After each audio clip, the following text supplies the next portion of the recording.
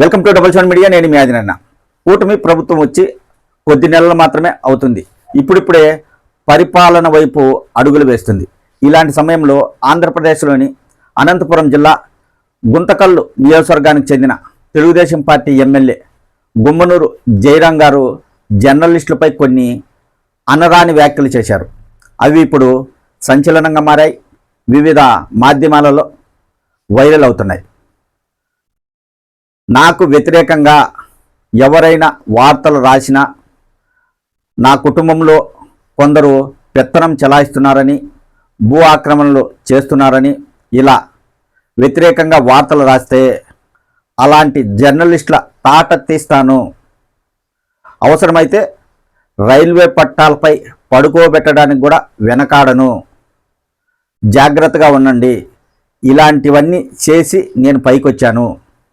నాకు వ్యతిరేకంగా వార్తలు రాస్తే మాత్రం బాగుండదు, తాట తీస్తానని బహిరంగంగా ప్రజల మధ్యలో ఆయన జర్నలిస్టులకు వార్నింగ్ ఇచ్చారు.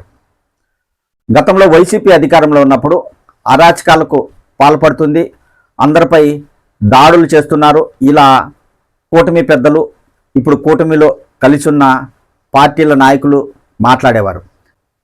మరి ఇప్పుడు జరుగుతున్నది ఏంటి? ఒకసారి ప్రభుత్వ పెద్దలు కూడా ఆలోచించాలి. జర్నలిస్టులు సమాజంలో ప్రభుత్వానికి, ప్రజలకు వారధిగా పనిచేస్తారు. ఆ మండలంలో కావచ్చు, ఆ నియోజకవర్గంలో కావచ్చు, జిల్లాలో కావచ్చు, ఎక్కడైనా రాజకీయ నాయకులు తప్పులు చేస్తే వాటిపై వార్తలు రాస్తారు. ప్రజలకు గ్రామాలలో అభివృద్ధి జరగకపోతే, ప్రజలకు ఏదైనా నష్టం జరుగుతుంటే, అలాగే ప్రజా సమస్యలను ప్రభుత్వ దృష్టికి తీసుకెళ్లడానికి జర్నలిస్టులు పనిచేస్తూ ఉంటారు. సమాజంలో మీడియాను ఫోర్త్ ఎస్టేట్గా పిలుస్తారు.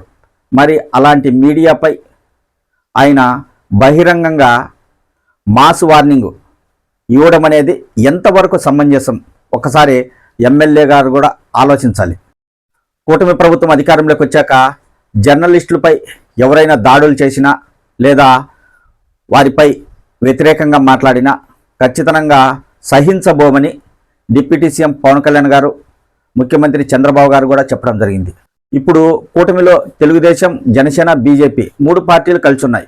అదే కూటమిలో ఉన్న తెలుగుదేశం పార్టీకి చెందిన ఒక ఎమ్మెల్యే గారు జర్నలిస్టులను ఇలా మాట్లాడడం ఏంటి? ఇలా మాట్లాడచ్చా? జర్నలిస్టులు చేసే తప్పేంటి? ప్రజల సమస్యలు అధికారుల దృష్టికి, ప్రజాప్రతినిధుల దృష్టికి, ప్రభుత్వం దృష్టికి తీసుకెళ్లడం తప్ప? అయితే ఒక నియోజకవర్గంలో ఎమ్మెల్యే తప్పులు చేసినా కూడా వార్తలు రాయకూడదా? ప్రజాప్రతినిధులు తప్పులు చేసినా వార్తలు రాయకూడదా? అంటే వార్తలు రాస్తే ఇలా బెదిరిస్తారా? ఇక జర్నలిస్టులు ఏం చేయాలి? అది కూడా ఇలాంటి వ్యాఖ్యలు చేసే ఎమ్మెల్యేలు సూచించాలి జర్నలిస్టులకు. మీరే చెప్పాలి. మీరు తప్పులు చేస్తే వార్తలు రాయకూడదని జర్నలిస్టులను బెదిరిస్తే, అంటే ఎప్పుడు ఆ ఎమ్మెల్యేకి కానీ, మంత్రి గారికి కానీ, ప్రభుత్వానికి కానీ భజన చేస్తూ జర్నలిస్టులు పనిచేయాలా?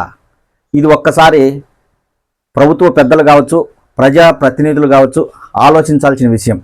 ఒక ఎమ్మెల్యే గారు బహిరంగంగా జర్నలిస్టులను బెదిరిస్తే మరి వారు ఏం చేయాలి? ఎవరి దృష్టికి తీసుకెళ్ళాలి? అధికార పార్టీ ఎమ్మెల్యేనే జర్నలిస్టులను ఇలా మాట్లాడితే ఏం చేయాలి? ఒకసారి ప్రభుత్వ పెద్దలు ఆలోచించాలి. జర్నలిస్టులు చేస్తున్న తప్పేంటి? వాస్తవాలు ప్రభుత్వం దృష్టికి కానీ, ప్రజల దృష్టికి కానీ తీసుకెళ్లడం తప్ప?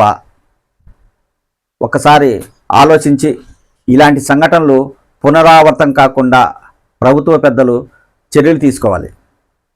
ఇలాగే ప్రభుత్వ పెద్దలు పట్టించుకోకపోతే ఎమ్మెల్యేలు కావచ్చు, ప్రజాప్రతినిధులు కావచ్చు, అధికారులు కావచ్చు, ప్రతి ఒక్కరూ జర్నలిస్టులను బెదిరించే స్థాయికి వెళ్తారు. జర్నలిస్టులు న్యాయంగా పనిచేసేదానికి ఉండదు. వారు కూడా నాయకులకు భజన చేసుకుంటూ, వారికి అనుకూలంగా వార్తలు రాసుకుంటూ ముందుకు పోవాల్సిన పరిస్థితులు వస్తాయి. అప్పుడు సమాజంలో ప్రజలకు కూడా మంచి జరగదు. ఒకసారి ప్రభుత్వ పెద్దలు ఆలోచించి ఇలాంటి సంఘటనలు పునరావృతం కాకుండా జర్నలిస్టులకు ప్రభుత్వం తరపున భరోసా ఇవ్వాలని కోరుకుంటున్నాము. ఖచ్చితంగా ముఖ్యమంత్రి చంద్రబాబు గారు కావచ్చు, డిప్యూటీ సీఎం పవన్ కళ్యాణ్ గారు కావచ్చు, ఐటీ శాఖ మంత్రి నారా లోకేష్ బాబు గారు కావచ్చు, ఇలాంటి సంఘటనలకు అడ్డుకట్ట వేయాలని జర్నలిస్టుల తరపున కోరుకుంటున్నాం.